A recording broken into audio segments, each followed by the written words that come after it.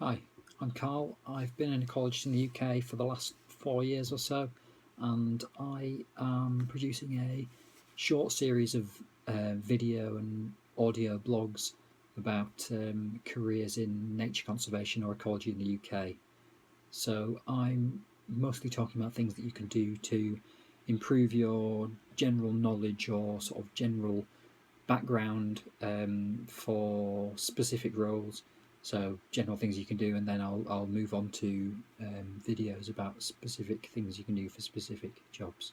So most of my experience personally comes from working in ecological consultancy, but I'll also talk about work with local authorities, which I've had a little bit of experience with, or national park authorities, and working with local authorities and working with ecological consultancies is often very similar because you are doing a lot of work towards under environmental legislation. So it's usually to do with development and on the planning side of things. So we'll talk a bit more about that in a later video. But there's also other work experience with other organisations, which I'll get onto in a minute. So most of my own experience is in England, but I've got a few friends who've worked in Scotland and Wales and any other areas. So if anybody watching this has anything they want to add regarding information from Scotland or information from Northern Ireland, or even further afield, maybe continental Europe or Asia, or anywhere, working in these sorts of careers and how they've got into it and what they did to get to that stage, then yeah, give me some feedback on this video, send me a message or something, and let me know. Or if it's an audio thing that I transcribe it to, then yeah, let me know from there somehow. So I've got a lot less experience in those sort of areas, so it will be me asking people, about what they've done, or me potentially reading something that people have sent me, which could be interesting in its own right, probably much more interesting than this. So I'll highlight that there is other work. So there's other work in sort of ecology conservation with government bodies. So organisations like Natural England and DEFRA have roles that involve this sort of stuff, and higher up there'll be sort of government roles in terms of policy advisors and people like John Altrincham who advise on specific things based on their expertise and knowledge. So other roles will be with charities, so organisations like the RSPB, very good, hire a lot of people across the country, and the wildlife trusts. They've got some good local organisations as well, and again take on a lot of practical conservation roles, land management sort of roles, which there's a lot of ecology sort of stuff in. It might not specifically be the same thing.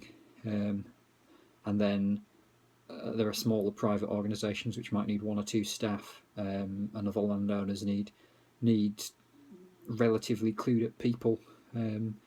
Organisations, there are forestry organisations, other National Trust, Forestry Commission,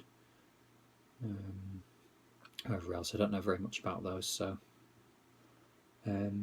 So yeah, there are other roles which are less to do with ecology, but still encompass some of the same issues or politics. So things where you'd either be working closely with an ecologist, so knowing about ecology would be useful, or just having a background. So working in politics would be one area, or in the police. So there's wildlife and crime officers that have to know a little bit about the sort of law in relation to birds and bird eggs and illegal trade of wildlife and sort of animal welfare issues. And there's developers who are often working with ecologists on site and for planning things, and anybody really in an industry that might be doing development as a secondary function. So the energy industry, they might need bird surveys for a new potential wind turbine site, or they might be digging a pipeline, or they might be, it might be for HS2 or something like that. I mean, there's all sorts of whole tranches of surveys that need doing because I mean, it could be any type of habitat that these things go through. So yeah, the same again for like the Highways Agency. They often need ecologists. So there's lots of people who are often working alongside ecologists in a sort of supervisory role and need to have an understanding of what their role is there. So yeah, hopefully if these videos become sort of, if I get them off the ground, then maybe I'll be able to interview some people that have done some other roles in ecology, so less of the consultancy side of things, and I might be able to get a little bit more information from some other people. But from now on, it's just me, so this is what it is. So I've sort of decided to start this, firstly to consolidate and improve my knowledge on topics that I feel I know something about, but also because when I tried to search the internet for videos or podcasts or any kind of audio based thing to listen to improve my understanding about planning or about the legislation and sort of the rules that guide you, I didn't come across anything other than, well, yeah, if anybody finds anything or knows of anything, then please let me know. I mean, obviously there'll be sort of private lectures, but nothing available on the sort of for free. So the closest thing I've found is a house planning help podcast by Ben Adam Smith, and he is looking to build his own home in a energy efficient, sustainable kind of way, along with a lot of other people. And what he's doing is he's producing podcasts and he's produced a blog and a website, which I've not really looked at, but his podcasts are excellent. I was listening to a few of those. He speaks to architects, he speaks to building surveyors, he speaks to people who are in all aspects of everybody that they need from he speaks to ecologists, he speaks to quantity surveyors. I wouldn't be surprised if he speaks to the sound people, the people who but yeah, basically it's they're often looking to buy land as the first port of call, and then they are moving on from there. But yeah, it's interesting because as ecologists, we're often working with individual homeowners who need sort of information on what they can do. So yes, his website is excellent. I'll provide a link to that on the end of this video or podcast. So what I've been doing personally to improve my employability, one of the best ways I've found is to go to as many things as I can. So I attend events with local interest groups, my local bat group if you're interested in bats, your local bird group if you're interested in birds. There's often a local RSPB group that's sort of separate to any reserves that meet up, and they have talks and they have days out and they have other things, and the memberships for them are often very reasonable. They're very small amount of money, like £5, £2, £10 a year, and can it can go a long way to providing training and skills that you would have to pay a lot of money for or wouldn't very easily get any other way. And what I do is I record these on a CPD, a continual professional development form. So I recommend pretty much anybody in most careers should have a CPD log. Anything where you're advancing and you're potentially heading in a different direction, where having a record of what you've done and when it needs updating and how it's useful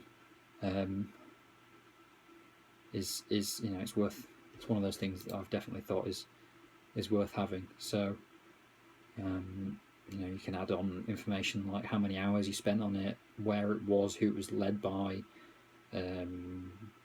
any other relevant information. So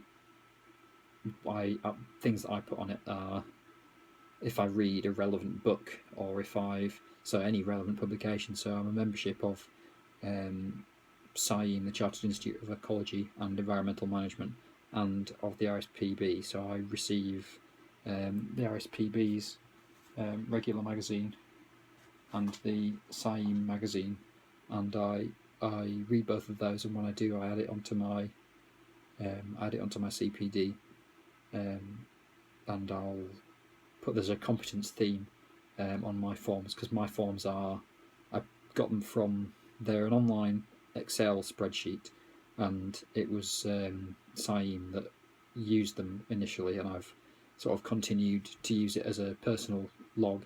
CIEM now use an online web form, but that's not, it's beside the point. So something that I didn't do, which was in my last full-time job, I wasn't keeping track of my CPD very well, which I think is I started off doing it, and it's a lot better to do it while you're in the job, because it's a little bit of time now and then. When you do some training, you think, okay, I'll write this down, and if you get into the habit of doing that, it's a lot better than having to come back to it a year or 2 years later and thinking, well, what did I do when, or how can I find it out, or I can go back to my emails, or I can go back to my expenses, or I can go back to this, that, or the other. It's a much longer way of working out what you've been doing than to just keep track of it when you do it. And I think the other thing is to make sure you've got a backup of that. So, don't just have one document that's saved on OneDrive. I mean, I'd have the document and I'd have it backed up on but I mean, that backup's something you should always have anyway. I don't need to let you on that. So, having mentioned CIEM, I'll talk a little bit about them. So they are the Chartered Institute of Ecology and Environmental Management. Sometimes you hear it referred to as IEM, but that's before they got chartered. They were chartered in 2013, so most people now have got up to date with them being CIEM. But yeah, if you hear IEM, it's the same thing.